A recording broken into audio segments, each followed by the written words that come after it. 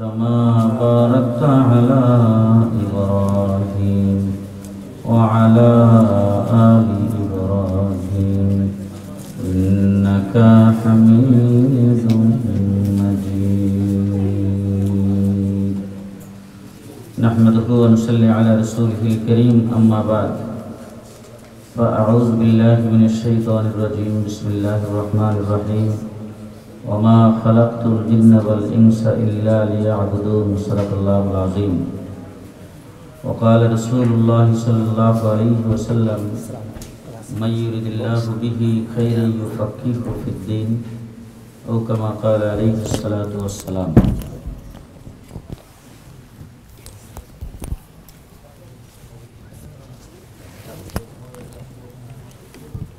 बुजुर्गान मोहतरम, हजरात उलमाए कराम, उपस्थित बिरादरान इस्लाम, আল্লাহ তাবারক ওয়া তাআলা আমাদেরকে মাগরিবের নামাজ জামাতের সাথে আদায় করার তৌফিক দান করেছেন। এই জন্য সকলেই বলি আলহামদুলিল্লাহ। একটি মহতি মাহফিলে জান্নাতের বাগানে আমাদেরকে হাজির হওয়ার তৌফিক দিয়েছেন। এই জন্য আরেকবার বলি আলহামদুলিল্লাহ। মাগরিবের নামাজের আগ পর্যন্ত বাংলাদেশের মোনাজের আজম, খতিবে জামান হযরতুল আল্লাম মাওলানা নুরুল ইসলাম উলিপুরি দামাত বারাকাতুহুমের জবান থেকে মূল্যবান আলোচনা আপনারা শুনেছেন। মাগরিবের নামাজের পরে আপনাদের এখানে ব্রিটেনে বসবাসরত বিশিষ্ট উলামায়ে কেরাম এখানে উপস্থিত আছেন। ওনাদের জবান থেকেও কিছু আলোচনা শুনবেন। আমি সময় আমার খুব কম, আমার টিকিট করা, চলে যাব। সংক্ষিপ্ত সময়ের ভিতরে দু চারটি কথা আল্লাহ পাক জবান থেকে যা বের করেন আপনাদের সামনে আরজ করব। মহান আল্লাহ পাক তামাম পৃথিবীর যাবতীয় সব কিছু তৈরি করেছেন আমাদের জন্যে, আর আমাদেরকে তৈরি করেছেন আল্লাহর জন্যে। কথা যদি আপনারা আমার বুঝেন তাহলে আমার সাথে একটু হাঁ হু কইবেন। যত কিছু আমরা দেখতেছি, যা কিছু দেখি না। বাংলাদেশে অনেক জিনিস দেখে আসছি যেটা এই দেশে আসলে দেখি না। এই দেশে আসার পরে অনেক কিছু দেখতেছি যেটা বাংলাদেশে দেখি না। অনেক জিনিস আছে আমাদের চোখে ধরা পড়ে না, বৈজ্ঞানিকদের রাটারে ধরা পড়ে। অনেক কিছু আল্লাহ পাক তৈরি করেছেন যেটা বৈজ্ঞানিকও পর্যন্ত বুঝতে পারে নাই। যা কিছু তৈরি হয়েছে সব কিছু তৈরি করেছেন মানুষের জন্য, আর মানুষকে তৈরি করেছেন শুধু আল্লাহর জন্য। কথা কি আপনাদের বুঝে আসতেছে? মানুষকে তৈরি করেছেন কার জন্যে? আল্লাহর জন্য। তামাম কায়নাতের সব কিছু তৈরির সিস্টেম একরকম, মানুষের তৈরির সিস্টেম আরেক রকম। আপনি যদি এখন একটা একটা জিনিস করে যদি আপনি জানেন যে কোন জিনিসটা আল্লাহ কিভাবে বানাইছে, আমার আল্লাহকে একটু প্রশ্ন করেন, আল্লাহ তুমি কোন জিনিসটা কিভাবে বানাইছো? এত বড় বিশাল আসমান, এত বড় বিশাল জমিন, এত বড় বিশাল পাহাড়, এত বড় বিশাল সাগর সমুদ্র। আমাদের দেশে একটা পুষ্কুনি কাটতে অন্তত 6 মাস 7 মাস 1 বছর লেগে যায়। সে পুষ্কুনি কাটার জন্যে কতগুলি লেবার, বর্তমান সময়ের কতগুলি বুলডোজার, তারপরে কতগুলি ক্যারিন, কতগুলি ব্যবস্থা করতে হয়। আর এত বড় বিশাল সাগর, বিশাল নদী, এইগুলি তুমি বানাইছো, কোনটা কিভাবে বানাইছো? আমার আল্লাহ পাক জবাব দিয়েছেন বড় সুন্দর, ইজা আরাদা শাইআন আইয়াকুলা লাহু কুন। আরবি 30টা অক্ষরের 2টা অক্ষর, একটার নাম কাফ আর একটার নাম নুন। আল্লাহ বলেন কাফ জায়া নুনের সঙ্গে লাগছে টাচ, হইছে কোন। কাফ নুনের সঙ্গে লাগছে টাচ, হইছে কোন। আল্লাহ বলেন কোন বলতে দেরি, ফায়া কোন হইতে দেরি নেই। আস্তে সুবহানাল্লাহ কইন, মাইনসে শুনলে শরম। কথা ভালো করে বুঝতেছেন আপনারা? দুইটা অক্ষর একটা আরেকটার সঙ্গে লাগছে টাচ, কাফ জায়া নুনের সঙ্গে লাগছে টাচ, বিশাল বড় আসমান হয়ে গেছে। আল্লাহ বলেন আসমান কিভাবে তৈরি করেছো? বলে আল্লাহ বলেন আমি তৈরি করেছি কোন, বলছি কোন, কাফ নুনের সঙ্গে লাগাইছি টাচ, হয়ে গেছে আসমান। বলে জমিন কেমনে বানাইছো? বলে কাফ নুনের সঙ্গে লাগাইছি টাচ, হয়ে গেছে জমিন। বলে আরশ কুরসি কেমনে বানাইছো? কোন বলছি ফায়াকুন, হয়ে গেছে। জমিন কেমনে বানাইছো? কোন বলছি ফায়াকুন, হয়ে গেছে। এত বড় আটলান্টিক মহাসাগর কেমনে বানাইছো? বলে কোন বলছি ফায়াকুন, হয়ে গেছে। বলে পানি কেমনে বানাইলা? বলে কোন বলছি ফায়াকুন, হয়ে গেছে। বলে আল্লাহ বাতাস কেমনে বানাইছো? কোন বলছি ফায়াকুন, হয়ে গেছে। আল্লাহ তুমি আগুন কেমনে বানাইছো? কোন বলছি ফায়াকুন, হয়ে গেছে। আল্লাহ জন্তু জানোয়ার কেমনে বানাইছো? কোন বলছি ফায়াকুন, হয়ে গেছে। গাছপালা কেমনে বানাইছো? কোন বলছি ফায়াকুন, হয়ে গেছে।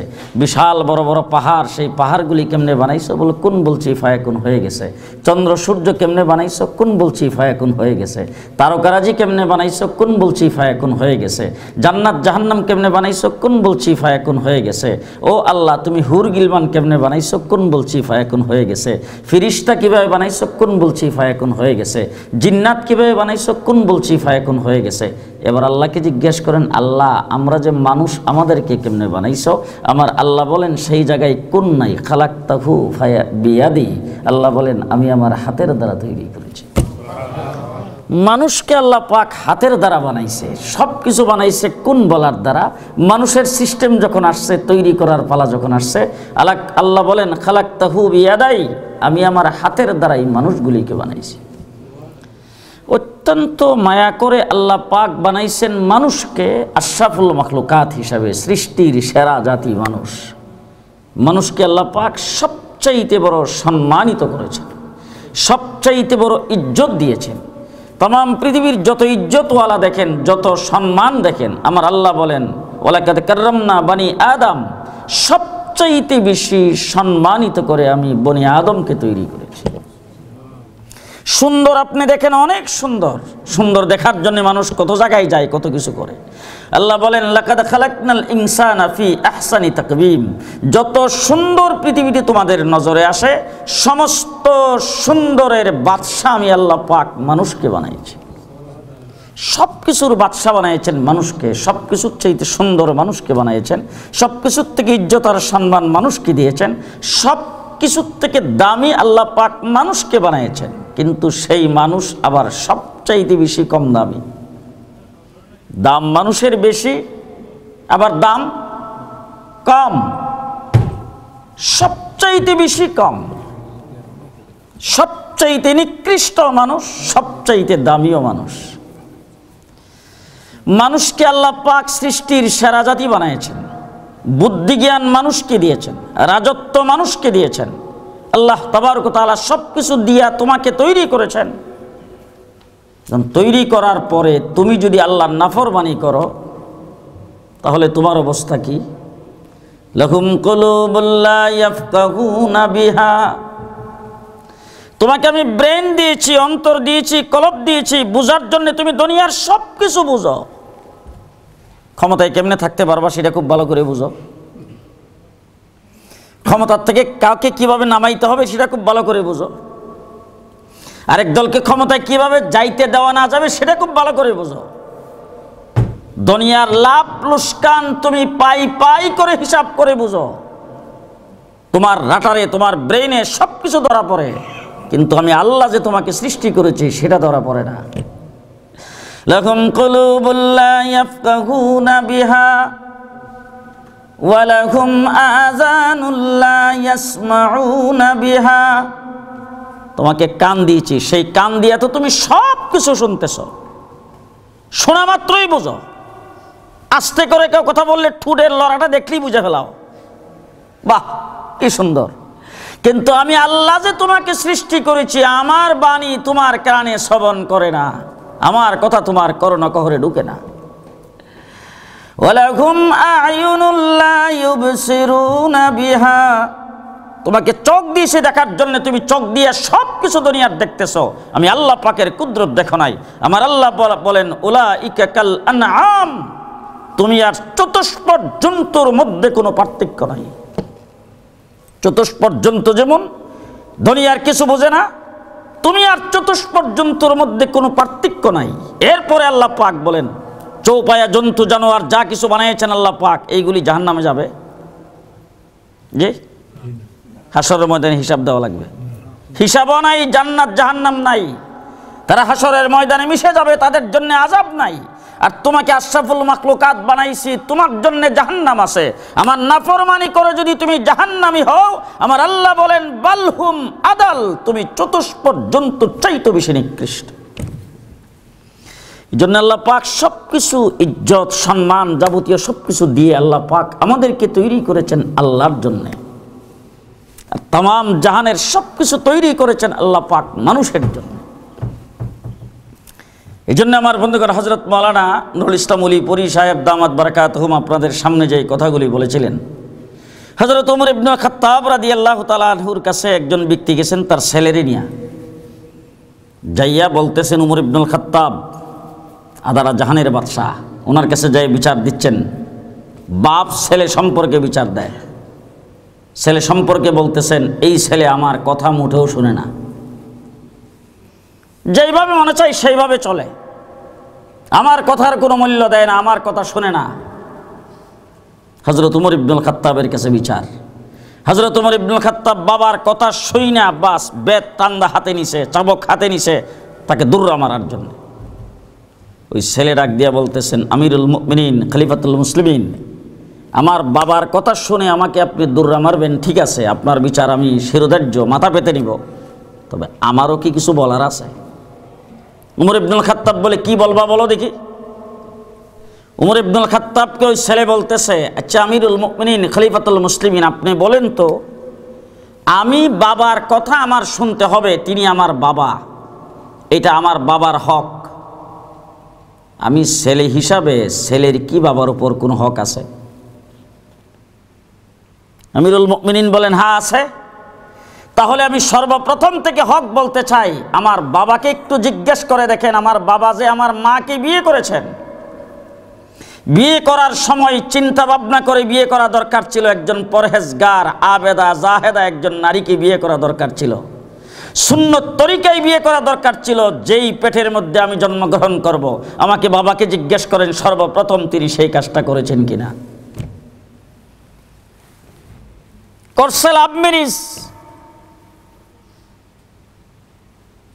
করছে তার পছন্দ মতো জৈবিক চাহিদা মিটাইবার জন্যে। সুতরাং ওই সময় সে চিন্তা করে নাই যে যেই পেটে আমি জন্মগ্রহণ করব, সেই পেটটা ভালো হইতে হবে, সেই নারীটা পর্দানিসীন হইতে হবে, সেই নারীটা পরহেজগারিনী হইতে হবে, সেই নারীটা নামাজি হইতে হবে, সেই নারীটা আল্লাহ এবং আল্লাহ রাসূলের ফরমাবরদার হইতে হবে। সেই জিনিস সে চিন্তা করে নাই। এক নম্বর, সেখানে আমার হক নষ্ট করেছেন। দ্বিতীয় নম্বর, আমি যখন জন্মগ্রহণ করেছি, জন্মের পরে আমার নামটা সহি শুদ্ধ করে আল্লাহর নবীর সাথে, আল্লাহর সাথে এবং ইসলামিক নাম রাখা, ধার্মিক নাম রাখা, এটা আমার বাবার হক আমার উপরে ছিল কিনা? বলে হ্যাঁ ছিল। আমার নাম রাখছে সেন্টু ফেন্টু বল্টু। জিজ্ঞেস করেন আমার বাবাকে সেই হক আদায় করেছে কিনা। আমার নামটাও ইসলামিক নাম রাখে নাই। তিন নম্বর, আমি যখন কথাবার্তা বলতে শিখেছি তখন আমাকে ইসলামিক শিক্ষা না দিয়ে, এক্সকিউজ মি প্লিজ সরি, আপনারা মাইন্ড করবেন, এটা আমার বাংলাদেশের কথা বলতেছি। আমাদের বাংলাদেশে এখন মানে ইংলিশ একটু জানতে পারলেই মনে করে যে বাহ, আমার ছেলে হইল সবচাইতে বড় টপ টেরর। সর্বপ্রথম সে আমাকে সুবহানাল্লাহ আলহামদুলিল্লাহ ইসলামিক শব্দগুলি, ইসলামিক নামগুলি, আল্লাহকে ডাকার কথাগুলি, সেইগুলি শিক্ষা না দিয়ে আমাকে কি শিক্ষা দিয়েছে? আমি যখন দেখার বয়স হয়েছে তখন আমাকে টেলিভিশন দেখাইছেন, আমাকে ইন্টারনেটের বিভিন্ন প্রোগ্রাম দেখাইছেন, আমাকে আল্লাহ এবং আল্লাহ রাসূলের বাণী দেখাই নাই। এই কথা বলার পরে হযরত ওমর ইবনুল খাত্তাব রাদিয়াল্লাহু তাআলা আনহু বাবাকে ডাক দিয়ে বলেন, ও বাবা, তুমি তোমার ছেলের হক আদায় করে তারপরে বিচার দিতে আসো। ছেলের হক আদায় না করে তোমার হক ছেলের কাছ থেকে আদায় করা যাবে না। আজকে আমাদের অবস্থাও তো ঠিক তাই হয়েছে। আমরা আমাদের নিজেদের হক, আল্লামা উলিপুরি সাহেব যেই কথা আপনাদেরকে বুঝাইছেন সেই কথাই আমি ধরতে চাই।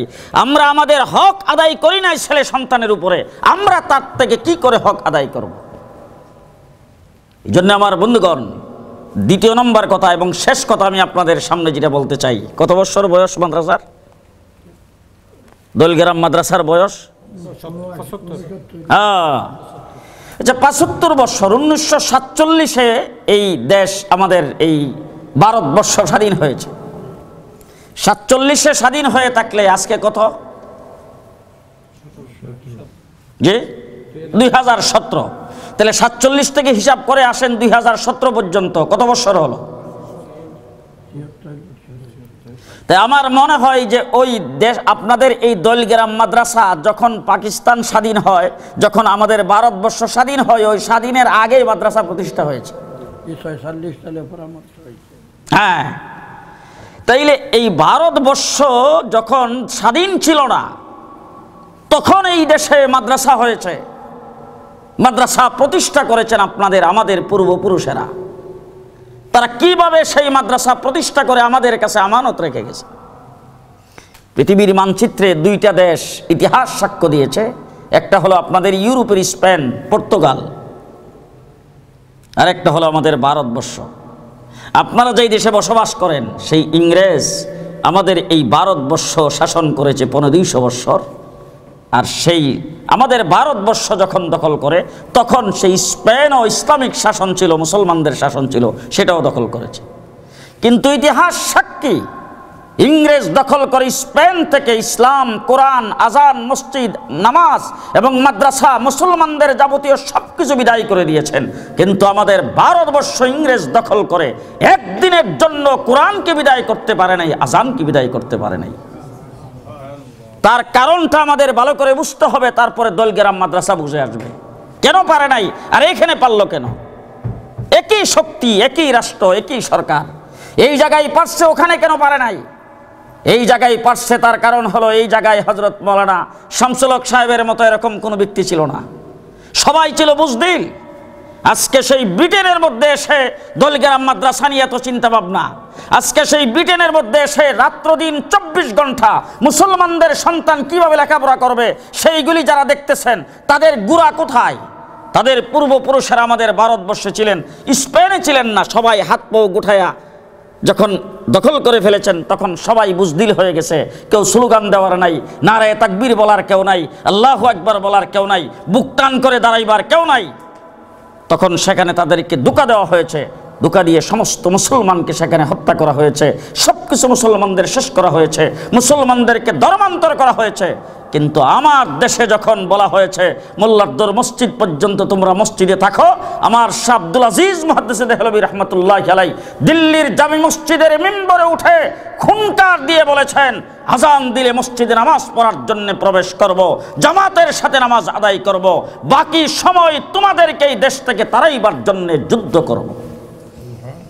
এই ছিল আমাদের বুজুর্গানে দিন। তখন একদিক থেকে ইংরেজকে দেশ থেকে তাড়াইবার জন্য যুদ্ধ করেছেন, আরেক দিক থেকে মুষ্টির চাউল উঠায়া, ফেতরার পয়সা উঠায়া, জাকাতের পয়সা উঠায়া, মৌসুমিক দানের চান্দা উঠায়া, চাউলের চান্দা উঠায়া, 1 টাকা 2 টাকা করে মানুষের কাছ থেকে চান্দা নিয়া দোলগ্রাম মাদ্রাসা সহ, হাটাজারি মাদ্রাসা সহ এরকম মাদ্রাসা কায়েম করেছেন, যে এখানে আজান হয় না সেখানে আজানের ব্যবস্থা করেছেন। কোথাও যায় একটা বাংলা ঘরকে সেখানে 5 জায়গা মসজিদ নামাজের ব্যবস্থা করেছেন।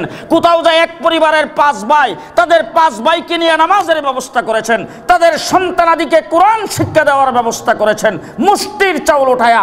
এই জন্য আমাদের দেশ থেকে ইসলামকে বিদায় করতে পারে নাই। এই কাজগুলি আমাদের বুজুর্গানে দিন করেছেন বলেই আজকে দোলগ্রাম মাদ্রাসা 70-75 বছর পর্যন্ত চলে আসছে। হাটাজারি মাদ্রাসা 117-18 বছর পর্যন্ত চলে আসছে। আমাদের ব্রাহ্মণবাড়িয়া মাদ্রাসা 105 বছর পর্যন্ত চলে আসছে।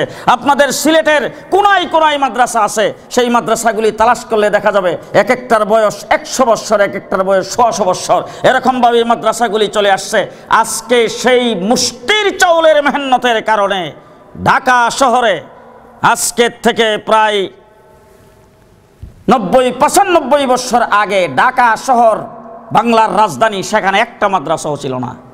আল্লামা শামসুল হক ফরিদপুরি রাহমাতুল্লাহি আলাইহি, হযরত মাওলানা মুহাম্মদুল্লাহ হাফিজ হুজুর রহমাতুল্লাহি আলাইহি, হযরত পীরজি হুজুর রহমাতুল্লাহি আলাইহি, ওনারা সর্বপ্রথম দেওবন্দ দারুল উলুম থেকে ফারেগ হয়ে যাওয়ার পরে তানবী রহমাতুল্লাহি আলাইহির খানকায় ছিলেন। ওখান থেকে ব্রাহ্মণবাড়িয়া জামি ইউনুসিয়া মাদ্রাসা প্রতিষ্ঠা করেছেন। ওখান থেকে 4 বছর পরে ঢাকায় আইসা সর্বপ্রথম বড়কাটারা মাদ্রাসা করেছেন। আর এই মাদ্রাসা হলো গুড়া।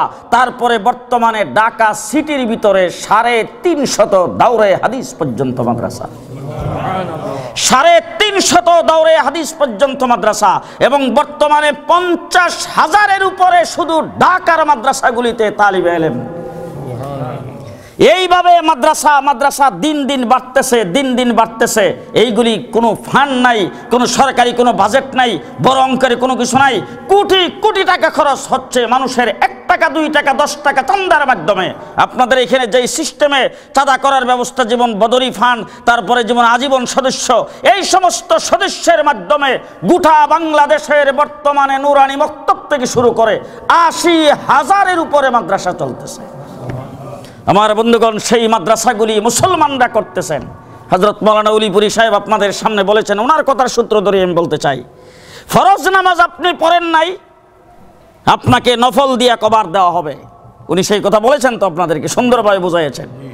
ফরজ নামাজের মধ্যে কোনো ব্যতিক্রম হয়েছে, আপনার নফল নামাজ দিয়ে সেটাকে পূরণ করা হবে।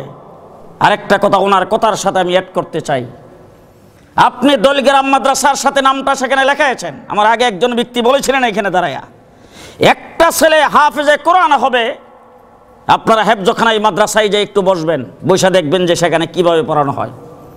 হেফজখানার ছাত্ররা আমাদের এখানে রাত্রে 3:30টায় উঠে, ওইটা তারপরে এই যে পড়তে থাকে।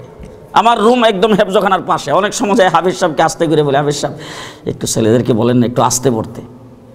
আমি তখন ওই তো নামাজ পড়ি বা করি ওই সময়। তো ওই হেফজখানার ছাত্ররা 3:30টায় ওইটা পড়া শুরু করছে। একটানা সকাল 9টা পর্যন্ত পড়বে। ফজরের নামাজের পরে হালকা একটু চা বিস্কিটের নাস্তা, এরপরে বাস 9টার সময়, 8:30 থেকে 9টা এর ভিতরে তারা আবার পড়ার সবক বন্ধ করে, এরপরে যাইয়ে সেরা নাস্তা খাবে। নাস্তা খাওয়ার পরে তারপরে তাদেরকে 1-2 ঘন্টা ঘুমাইবার ব্যবস্থা। ঠিক 12টায় উঠবে, 12টায় উইটা তারপরে আবার পড়া শুরু করবে একটানা 4টা পর্যন্ত। 4টা পর্যন্ত পড়ার পরে আসর থেকে মাগরিব পর্যন্ত এই টাইম একটু বিরতি, মাগরিবের পর থেকে রাত্রে 10টা পর্যন্ত।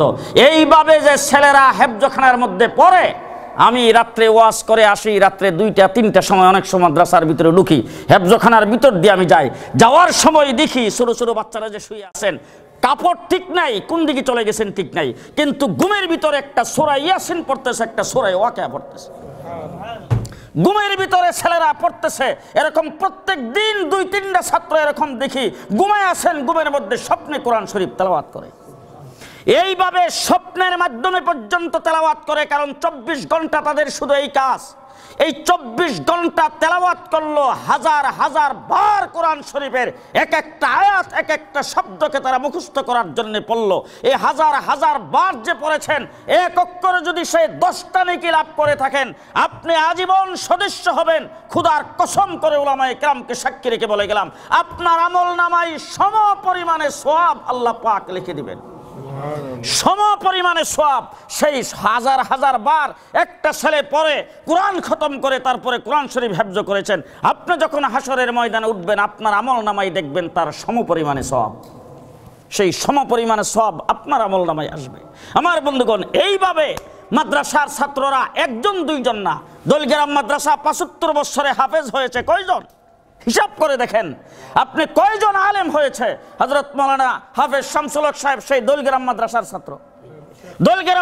ছাত্র। শেখ মুস্তফা আহমদ সাহেব দোলগ্রাম মাদ্রাসার ছাত্র।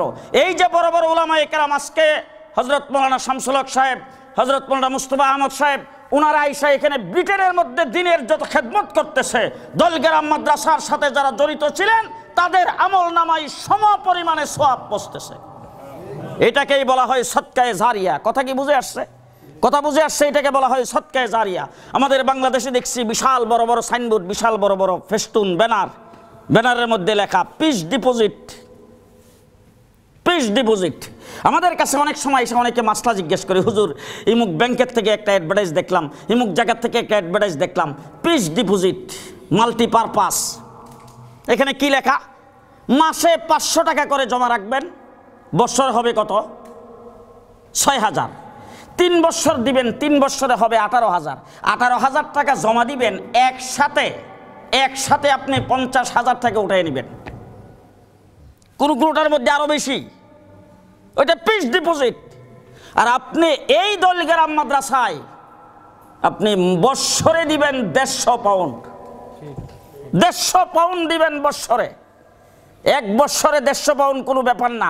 1 বৎসরে গাড়ির টিকিট যদি লাগে 3টা, গেছে কত? যে 1 বৎসরে দেশে গাড়ির টিকিট যদি লাগে 3টা, আল্লাহ না করুক, এরকম মাসেও তো লাগে 2-4টা। কথা কয় না, ঠিক না বেঠিক? সপ্তাহ তো লাগতে পারে, ঠিক না বেঠিক? এবার যদি কেরিং লাগে উঠাই নিয়ে যায়, তাইলে আমাদের বাংলাদেশে এখন রোডে গাড়ে অনেক সময় পুলিশ আইসা গাড়ির ওই চাক্কার সঙ্গে লকআপ লাগিয়ে দেয়। 1400 টাকা দিলে তারপরে খুলে, 1400 টাকা দিলে তারপরে খুলে। আমার বন্ধুগণ, এই 150 পাউন্ড কোনো বিষয় না। আপনি 313 জন মানুষ 150 পাউন্ড করে দিবেন, প্রতি রমজান মাসে দিবেন 70 গুণ বেশি সওয়াব। রমজান মাসে দিলে চলবে তো আপনাদের? প্রত্যেক রমজান মাসে দিবেন। এরকম এই দলগ্রাম মাদ্রাসা, আমি এই কয়েকদিন আগে, আসার 3 দিন আগে আঙ্গুরা মোহাম্মদপুর মাদ্রাসায় গিয়েছিলাম। হযরত মাওলানা জিয়াউদ্দিন সাহেবের সাথে আমার একটা বৈঠক ছিল। এর কাছাকাছি, বেশি দূরে না দলগ্রাম মাদ্রাসা। আমি দলগ্রাম মাদ্রাসায়ও গেছি। এই যে দলগ্রাম, এই এলাকা বাবা, প্রত্যেক ঘরে ঘরে লন্ডনী আছে না নাই? হ্যাঁ, আপনাদের সিলেটে না শুধু, বাংলাদেশের এখন অনেক জায়গায়, সারা বাংলাদেশেই বিভিন্ন জায়গায় গেলে যুবক ছেলেপেলারা আইসা দোয়া চায় আর মাথাটা ফাইতে দিয়ে বলে, হুজুর একটু ফু দিয়ে দেন। কেন রে বাবা, কি ব্যাপার? বলে, হুজুরে 5 বার উঠছি, বিষা হইতেছে। 5 বার চেষ্টা করে বিষা পাইতেছেন, আর আপনি এখানে ঘুরে ঘুরে খাইতেছেন। ও আমার ভাইরা, অল্প মানুষের ভিতরে আমি এই কথাটা বলতে চাই, আপনাদের এখানে 313 জন মানুষ তো কোনো বিষয় না। এই 313 জন লোকের নাম লেখানো এখানে বদরি সাহাবায়ে কেরামের সাথে আল্লাহ তাবারক ওয়া তাআলা হাসরের ময়দানে আবু বকর সিদ্দিকের সাথে হাসর করবে। এই জন্য যার সঙ্গে যার ভালোবাসা, আপনি নামটা লেখাইবেন বদরি সাহাবায়ে কেরামের সাথে ভালোবাসা রেখে। সুতরাং এই ভালোবাসা হাসরের ময়দানে আপনার নাজাতের জরিয়া হবে, আর এইভাবে জরিয়া হবে বদরের সাহাবীদের সাথে আপনার হাসর হবে। এই জন্য 313 জন। এরপরে মাদ্রাসায় সমসময় দিলেন যে এটা কি? আখেরাতের ব্যাংকে পিস ডিপোজিট করলেন। এই পিস ডিপোজিট হাসরের ময়দানে আপনি যখন আটকে যাবেন, তখন আপনার এক একটা দান আপনার সামনে পাহাড়ের মতো হয়ে আসবে। রাসূলুল্লাহ সাল্লাল্লাহু আলাইহি ওয়াসাল্লাম বলেছেন, তোমরা যদি কিছু দান করো, এটাকে আল্লাহ পাক পালে। আমার দেশের একজন গরিব নিঃস্ব একজন মহিলা, তো একদিন আমার কাছে আসলো, আয়েশা বলল যে হুজুর এই ব্যাপার, খুব কষ্টে আছি। তো আমি তাকে কিছু পয়সা দিয়া আমার ছোটো ভাইকে ডাক দিয়ে বললাম যে একটা কাজ করো, তুমি আগামী বৃহস্পতিবার আমাদের এলাকায় গরু ছাগলের হাট। তো আমি বললাম যে ওই বাজার তো বৃহস্পতিবারে, বাজার থেকে ওরে একটা সাগি কিনা দিবা। সাগি বুঝেন তো? হ্যাঁ হ্যাঁ, একটা সাগি কিনা দিবা, দিলে এটার থেকে যাতে বাচ্চারা চ হয়। আর ওরে বলে দিলাম যে আমি একটা সাগি তোমার কিনা দিই, এটা তুমি পালতে পারবা তো? এর চাই খুব খুশি হয়ে বললো যে হুজুর 2 বছর গেছে, আমি আর খোঁজখবর নিতে পারি না ব্যস্ততার কারণে। কুরবানির আগে একবার বাড়িতে গেছি, যাই দেখি ওই মহিলা বাড়িতে আইসা তারপরে চোখের পানি সাইরে বলতেছে, হুজুর একটা কথা বললে যদি আপনি নারাজ না হন আর আমার কথাটা যদি গ্রহণ করেন তাইলে। কি ব্যাপার মা, তুমি কি বলতে আসছো? কি কছে? হুজুর একটা খাসি আপনার জন্য নিয়ে আসছি, আপনি যদি এটা কবুল করেন। আশ্চর্য কাণ্ড, সৎকা দেওয়ার জন্য মানুষ তোমার কাছে আসে, তুমি গরিব নিঃস্ব, তুমি আমার জন্য খাসি নিয়ে এসো, ঘটনা কি? আচ্ছা ঠিক আছে বুঝছি, রে বোধ বাজারে নিয়ে বিক্রি করতা, আমার কাছে হইলে কিছুটা বেশি দাম পাইবা, বলো দেখি দাম কত। বলো না হুজুর, আপনি যে আমার সাগি কিনা দিছিলেন, এই সাগিয়ে গড় 2 বছরে 8টা বাচ্চা হয়েছে। দেখেন কারবার, এক সাগিতে। আমার আল্লাহর রাসূল সাল্লাল্লাহু আলাইহি ওয়াসাল্লাম বলেন, আল্লাহ তোমাদের দানটাকে পালেন, সেইটা পালতে পালতে পালতে পালতে বিরাট বড় হুদ পাহাড়ের মতো হয়, সেটা তোমার সামনে হাসরের ময়দানে হাজির করা হবে। এই জন্য সদকায়ে জারিয়ার বিরাট সুযোগ। আর এই সমস্ত আপনাদের সামনে ফসল দেখতেছেন, এই সমস্ত বুজুর্গানে দিন ওই মাদ্রাসার থেকে হয়েছে। এই জন্য এরকম দেখা কোথার থেকে পাবেন? আমি আমার মাদ্রাসার জন্য যদি এখন আপনাদেরকে বলি, তাইলে তো আমি এরকম তো কাউকে দেখাইতে পারবোই না। কাঁচা দাড়িওয়ালা শুরু বাচ্চা 2-4 জনকে হয়তো দেখাইতে পারবো যে তারা এই মাদ্রাসায় পড়ছে। আমার মাদ্রাসায়। কিন্তু যাদের জীবনটা দিনের জন্য উৎসর্গ করেছেন, আপনারা বলেন, আপনারা সাক্ষী দেন, আমি তো বছরে একবার আসি, আইসা এক ঝলক দেখে তারপরে চলে যাই। আপনারা বলেন এই মুস্তফা আহমদ সাহেব, এই শামসুল হক সাহেব এবং আপনাদের এখানে যে সমস্ত ওলামা একরাম আসছেন, আচ্ছা ওনারা আইসা কি এখানে মানে রেস্টুরেন্ট করছেন, খুব বড় ধরনের ব্যবসা ব্যাংক ব্যালেন্স ট্যালেন্স? ঘুমাই গেছেন কেন যে ওনারা আইসা ওই মসজিদ মাদ্রাসার পেছনে সময় দিচ্ছেন, ঠিক কিনা কন? ঠিক কিনা? মসজিদ মাদ্রাসার পেছনে সময় দিচ্ছেন। এই যে মসজিদ মাদ্রাসার পেছনে সময় দিয়েছেন, দোলগ্রাম মাদ্রাসার থেকে পড়ে এসে ওই মাদ্রাসার সঙ্গে যারা জড়িত হবেন, আজকে মুস্তফা আহমদ সাহেব এবং সেই শামসুল হক সাহেব ফরিদ স্কয়ার মসজিদে যেই খেদমত করতেছেন, সেই দারুস সুন্নাহ মাদ্রাসায় যে খেদমত করতেছেন, সম পরিমাণে সওয়াব, উলামায়ে কেরামকে সাক্ষী রেখে বলে গেলাম, সম পরিমাণে সওয়াব আপনাদের আমলনামায় লেখা হবে। আজকে হযরত মাওলানা ইমদাদ সাহেব এখানে আছেন, আমাদের বেফাকুল মাদারিসিল আরাবিয়াতে উনি 1 নম্বর হয়েছিলেন বাংলাদেশে, বিশিষ্ট আলেমে দ্বীন, ইংল্যান্ডের জমিনে। আজকে যদি উনি থাকতেন বাংলাদেশে, বুখারী শরীফ পড়াইতো, বুখারী শরীফ বিভিন্ন মাদ্রাসায়, শাইখুল হাদিস হইতো। আজকে এখানে আইসা মাইলেন মাদ্রাসায়, এই মাদ্রাসার মধ্যে 24 ঘন্টা শুধু দ্বীনের ফিকির, কেমনে মুসলমানদের সন্তানকে দ্বীন শিক্ষা দেবে, এই যে কাজগুলি করতেছেন উনি, যে উস্তাদের কাছে পড়ে আসছেন, যে মাদ্রাসায় পড়ে আসছেন, যাদের খেদমতের দ্বারা তিনি লেখাপড়া করে আসছেন, সম পরিমাণে সওয়াব তাদের আমলনামায় লেখা হবে। আমার ভাইরা, আলেম ওলামায়ে কেরামকে যারা মহব্বত করবে, মাদ্রাসাকে যারা মহব্বত করবে, মাদ্রাসায় পড়ানেওয়ালা আসাতাজে কেরাম এবং আলেমদের সাথে তারা হাসর হবে। আমার বন্ধুগণ, এই জন্যে আমি জানি না এখানকার সিস্টেম, হযরত মাওলানা সাদেক সাহেব এবং অন্যান্য যারা আছেন, ওনারা এইখানে আপনাদের এই মাহফিলটা যে উদ্দেশ্যে করেছেন, সেই উদ্দেশ্যটা আপনারা বলবেন, আপনাদেরকে বলবেন কয়জন লোক হয়েছে আপনাদের 313 জনের? জি, কয়জন লোক হয়েছে আপনাদের? বদরি ফান্ডে কয়জন হয়েছে? বদরি ফান্ডে হয়েছে আমাদের এখন পর্যন্ত বোধহয় 22 জনের মতো হয়েছে। মাত্র নেই? ইয়া আল্লাহ, আমি তো মনে করছি বোধহয় 12-13 জন বাকি আছে।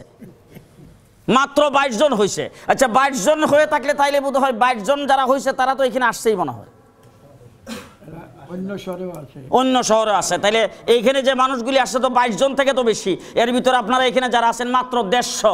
অন্তত আমি যে আপনাদের সামনে কথা বলতেছি, আমিও যাতে আল্লাহর কাছে যাই বলতে পারি যে আল্লাহ, দোলগ্রাম মাদ্রাসার জন্য আমি একজনের নামটা লেখায় আসছিলাম, এই মানুষটাকে তোমার এই মাদ্রাসার সাথে অ্যাড করে দিছিলাম, এইটার জন্য শুধু আমার মানে আল্লাহর কাছে বলার জন্য, এইটুক জন্য আপনি একজন 150 পাউন্ড